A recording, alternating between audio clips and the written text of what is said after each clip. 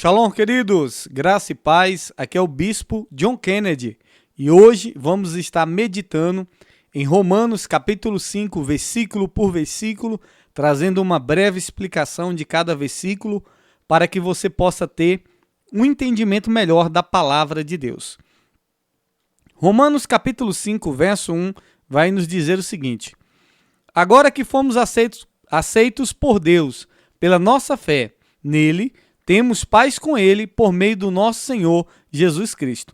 Aqui Paulo vai começar esse versículo falando da justificação pela fé, dizendo que todos aqueles que creem em Cristo Jesus, os crentes, os cristãos, por meio dessa fé, eles têm paz com Deus por meio de Cristo Jesus. Então é através de Cristo Jesus que nós somos aceitos por Deus, mediante a nossa fé.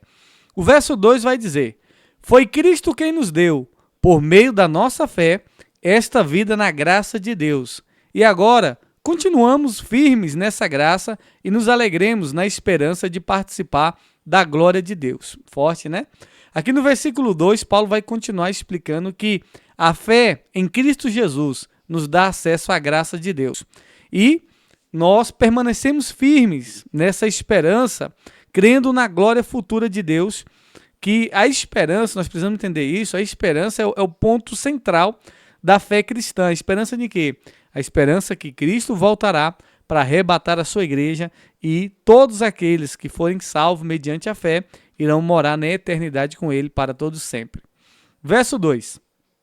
E também nos alegremos no sofrimento, pois sabemos que o sofrimento produzem a paciência.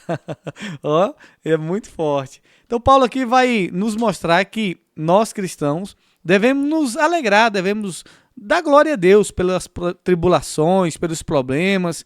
Por quê? Porque ele diz que os problemas, essas tribulações, essas dificuldades produzem na gente o quê? A paciência. Então, a dificuldade que nós enfrentamos, os problemas, eles não são em vão. Tem um propósito. E um propósito de quê? De redenção. Para que a nossa fé cada dia continue firme no Senhor. Amém? Vamos lá. Olha o que Paulo diz. A paciência traz a aprovação de Deus e essa aprovação cria esperança. Então nós vemos que o sofrimento produz paciência e agora a paciência ela vai trazer o quê? A aprovação.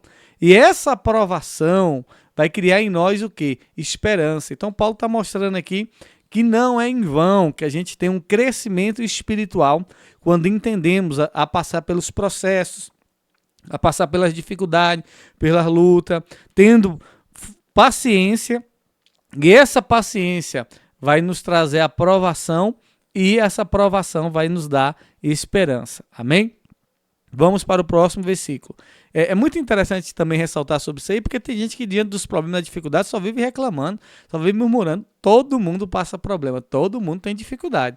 Então não tem por que a gente reclamar ou ficar murmurando, porque a Bíblia diz que os problemas, os sofrimentos dessa vida produzem em nós a paciência produz em nós, traz a aprovação de Deus, e essa aprovação cria em nós a esperança. Vamos para o verso 5. E essa esperança não nos deixa decepcionados, pois Deus derramou o seu amor no nosso coração, por meio do Espírito Santo que ele nos deu. Olha para você ver, o sofrimento ele produz paciência, a paciência traz a aprovação de Deus, e essa aprovação nos dá esperança, e Paulo está dizendo que essa esperança, olha o que ele está dizendo, que essa esperança não nos deixa decepcionados.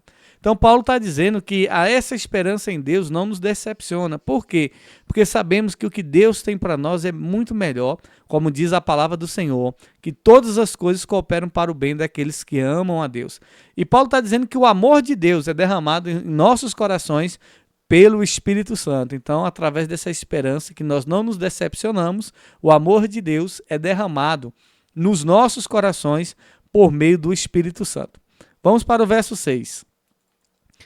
De fato, quando não tínhamos a força espiritual, Cristo morreu pelos maus no tempo escolhido por Deus. Aqui no versículo 6, Paulo está dizendo que quando nós ainda éramos fracos, ainda pecadores, ele está dizendo que Cristo morreu por nós. Então, quando a gente ainda era mal, Paulo está dizendo que Cristo morreu por mim e por você. Não pensa você que Cristo morreu depois que você se tornou uma pessoa boa, uma pessoa forte. Não, ele morreu quando você era mau, quando você era fraco, quando você não tinha força espiritual. É o que Paulo está dizendo. O verso 7 é o que a Bíblia declara e é a verdade. O verso 7. Dificilmente alguém aceitaria morrer por uma pessoa que obedece às leis. Pode ser que alguém tenha coragem para morrer por uma pessoa boa. Olha o que Paulo está dizendo. Então ele vai comparar aqui o sacrifício de Cristo aqui com uma raridade de alguém que morre por uma pessoa justa. Ele diz, olha, dificilmente alguém vai morrer por uma pessoa que não é muito boa, alguém que pratica as leis ali, mas pode ser que alguém morra por alguém justo. Então ele está fazendo essa comparação. E dificilmente, né, alguém vai morrer por alguém. Só o nosso Deus para fazer isso pela gente. Vamos lá, e sendo a gente mal. Verso 8, mas Deus nos mostrou o quanto nos ama. Cristo morreu por nós quando ainda vivíamos no pecado. Olha como é forte esse versículo. Paulo está mostrando o grande amor de Deus. Quanto que Deus nos ama. Deus enviou o seu Filho para morrer por nós quando nós éramos pecadores, quando nós ofendíamos a Deus, quando nós estávamos inimigos de Deus. Ele nos amou e enviou o seu Filho para morrer por nós naquela cruz. O verso 9 ele vai dizer... E agora que fomos aceitos por Deus por meio da morte de Cristo na cruz, é mais certo ainda que ficaremos livres por meio dele do castigo de Deus. Aqui no versículo 9, Paulo vai destacar que nós somos justificados, nós somos aceitos mediante o sacrifício, o sangue de Jesus Cristo, que nós podemos ter a certeza da nossa libertação e a certeza que nós seremos libertos também da ira de Deus, do castigo de Deus. Vamos para o verso 10. O verso 10 ele diz, nós éramos inimigos de Deus, mas ele nos tornou seus amigos por meio da morte do seu Filho. E agora que somos amigos de Deus, é mais certo ainda que seremos salvos pela vida de Cristo. Que forte esse versículo, viu? Paulo vai ressaltar que todos nós fomos reconciliados com Deus através da morte de Cristo, quando nós ainda éramos inimigos. Quando a gente ainda era inimigo, mediante a morte de Cristo, nós fomos aceitos por Deus. E com essa razão, nós podemos ter a certeza que seremos salvos e teremos a vida eterna, que teremos a vida ressurreta, que seremos ressuscitados por Ele. E um corpo transformado. Nós vamos ver isso em outras passagens. Vamos lá. Verso 11 ele diz, e não somente isso, mas também nós nos alegremos por causa daquilo que Deus fez por meio do nosso Senhor Jesus Cristo, que agora nos tornou amigos de Deus. Você é amigo de Deus, nós somos amigos de Deus, mediante quem? Cristo Jesus. Então Paulo está dizendo que a gente pode nos gloriar, podemos nos alegrar por meio de Cristo, porque através de Cristo nós fomos reconciliados com Deus e podemos nos tornar agora, mediante Cristo, amigos de Deus. Verso 12 ele diz assim, o pecado entrou no mundo por meio de um só homem, e o seu pecado trouxe consigo a morte. Como resultado, a morte se espalhou por toda a raça humana, porque todos pecaram. Esse versículo 12 é muito forte. Paulo aqui vai destacar o tema da entrada do pecado no mundo, que veio por meio de um só homem. Quem é Adão? Ele está dizendo que aqui é Adão. Esse um só homem que ele fala é Adão. Então ele está dizendo que através do pecado de Adão entrou a morte e isso resultou, né, em toda a humanidade sofre as consequências do pecado, das transgressões de Adão. E aí Paulo vai dizer que todos também pecaram. E por causa do pecado tem a morte. Por que Deus deixa as pessoas morrer? Deus não tem culpa não, meu irmão. Foi por causa do pecado do homem. Deus disse, se você comer, você vai morrer. E o homem comeu, e aí a morte, por causa do pecado, entrou no mundo. Vamos lá, verso 13. Antes da lei ser dada, já existia o pecado no mundo. Porém, quando não existia lei, Deus não levava em conta o pecado. Vocês lembram que no capítulo anterior, 4, a gente falou que quando não há lei, não há transgressão? Aí Paulo está dizendo aqui que o pecado já existia. Mas como não existia a lei, Deus não levava em conta o pecado. Vamos lá. Aqui no versículo 13, Paulo está explicando que mesmo antes da lei de Moisés, o pecado já existia. Mas esse pecado ele não era imputado como transgressão. Por quê? Porque não tinha lei. Então, quando não há lei, não há transgressão. Mas havia o pecado. Havia o erro. Vamos lá. Mas, desde o tempo de Adão até Moisés, a morte dominou todos os seres humanos, mesmo os que não pecaram como Adão, quando ele desobedeceu à ordem de Deus. Adão era a figura daquele que há de vir. Vamos lá. O verso 14 aqui, Paulo vai destacar que a morte ela reinou desde Adão até Moisés, mesmo sobre aquelas pessoas que não haviam pecado, da mesma forma que Adão tinha pecado ali. E ele está dizendo que Adão é uma figura de Cristo, que ainda iria vir para trazer vida eterna, é uma figura. Então vamos ver isso nos versos a seguinte, o que diz essa explicação de Paulo. O versículo 15 aqui, Paulo vai explicar. Mas existe uma diferença entre o pecado de Adão e o presente que Deus nos dá. De fato, muitos morreram por causa do pecado de um só homem, mas a graça de Deus é muito maior e ele dá a salvação gratuitamente a muitos, por meio da graça de um só homem, que é Jesus Cristo. Forte. Glória a Deus, que versículo maravilhoso. Aqui Paulo vai mostrar aqui o contraste da ofensa de Adão, do pecado de Adão, do erro de Adão, com o dom gratuito de Deus através de Jesus Cristo. Ele vai dizer que o pecado de Adão trouxe a morte para muitos, mas ele também vai dizer que a graça de Deus, e ele vai dizer que essa graça, mediante Jesus Cristo, ela veio também para nos dar vida, ela superabundou os pecados de Adão e de qualquer um outro. Então ela é muito maior do que qualquer transgressão. E Deus veio para nos dar vida, que por meio de Cristo Jesus, a graça de Deus vem para nos dar vida e vida em abundância, vida eterna.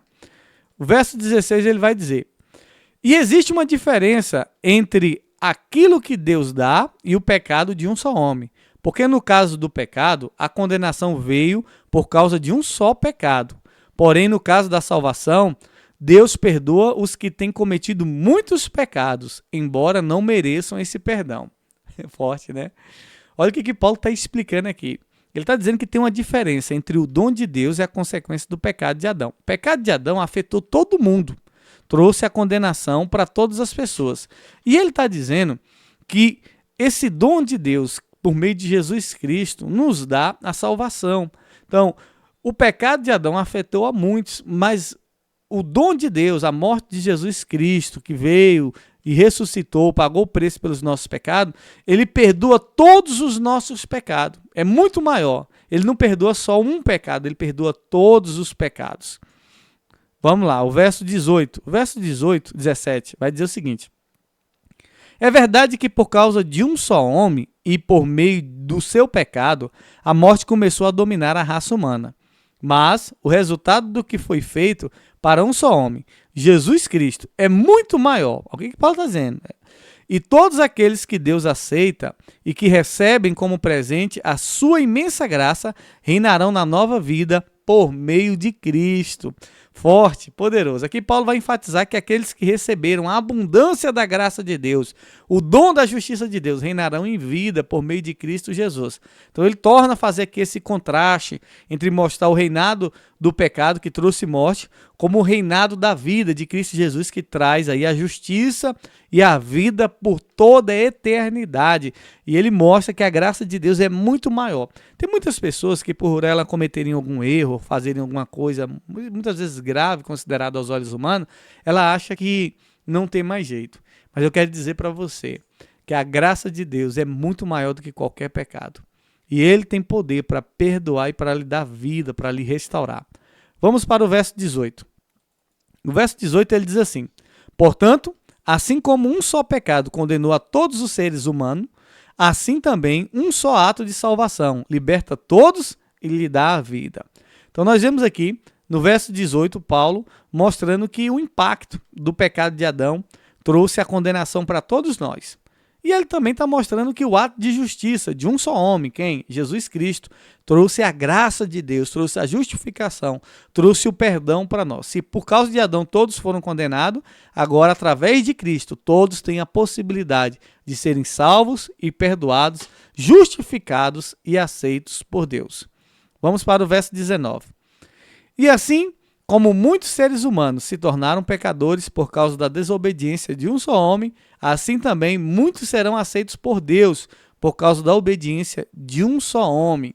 Aqui no versículo 19, Paulo está enfatizando que da mesma forma que a desobediência de Adão tornou todos nós pecadores, ele está mostrando que a obediência de Cristo fez com que todos nós nos tornássemos justos diante de Deus, que todos nós fôssemos aceitos por Deus mediante Cristo Jesus.